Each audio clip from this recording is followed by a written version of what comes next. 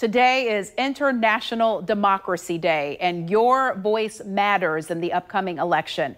We want to make sure that you know all the things that you need ahead of time before you go out to vote in November to ensure your voice will be heard. In fact, if you go on news4jax.com, you'll see this new initiative. We have a mission statement, and we want you, the viewer, to drive this coverage.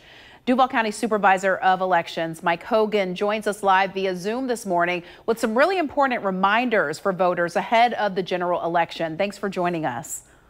Thank you. Good morning. Good morning. You know, we want to start this conversation early because we want to make this easy for people so they can get out and vote. So there is a bit of confusion that you saw that occurred among some of the voters during the primary about their voter registration card used as a form of ID to vote. It doesn't work, right?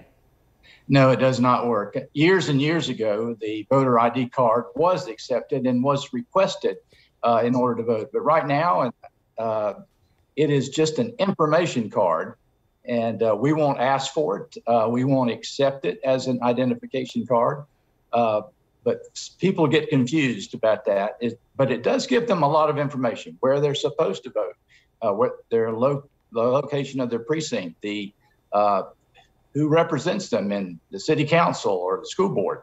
So it's a very important document to have, but it is not an ID card. All right, informational purposes only. I think that's important. And the key is you don't have to have it to vote. If you have it, great. If you don't, that's okay too. Just bring some form of ID.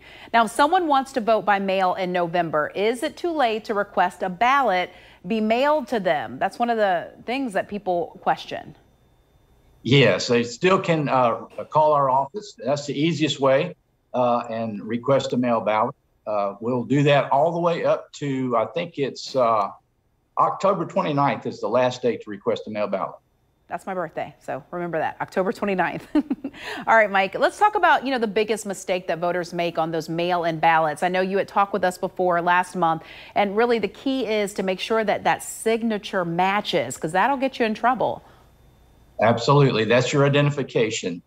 The biggest point I want to make, though, is if they will read the instructions that come with the ballot, it's right on the top of the ballot, that will create a much easier task for our folks to tabulate your ballot. As far as the signature, I see so many people do everything right, and when they get to their signature, they just scribble a couple of lines. And we're looking for a match on the signature that we have in our records. I'm going to tell you, when I went to vote this last time, I did the same thing, but I was in person and I just scribbled it. And then they said to me, wait, let's make sure that this signature looks like your license. So I went back and I did the right signature. So I think people just do that, then they don't think about it. But when you're mailing in your ballot, you don't have that retake opportunity.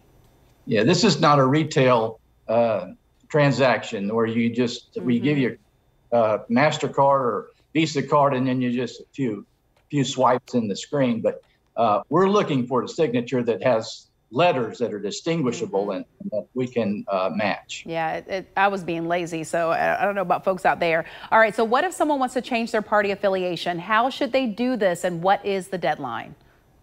Well, the deadline to change your party affiliation is October the 11th. In fact, that's the last day that you can register to vote.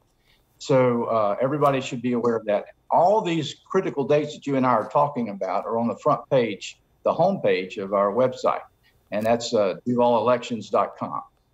All right, let's talk about this. Very important. State legislature made some district changes, which have impacted a lot of the voting precincts and where people need to go. Now, if you're early voting, not a big issue. But if you're voting on the actual election day, you have to go to the right location, which honestly, Mike, I'm admitting it because I think it helps people. But I went to the wrong place and had to go somewhere else. Okay. Well, it does happen. We just sent out 640,000 voter information cards, and they identify your precinct and where you should be voting on election day. If you go to any other precinct, you're not going to be able to vote. You have to go to your home precinct on election day. So I encourage everyone to look at that card or go online again, and they can go to My Voter Status. That'll take them right to all the personal data about them, including where their precinct is located. All right. This is important stuff. And I mean, even when you're educated and you tell people what to do, you still can make mistakes. So make sure you're paying attention, reading those instructions. We want your vote to count because it is so important. Your voice matters. Thank you for joining us today. Absolutely.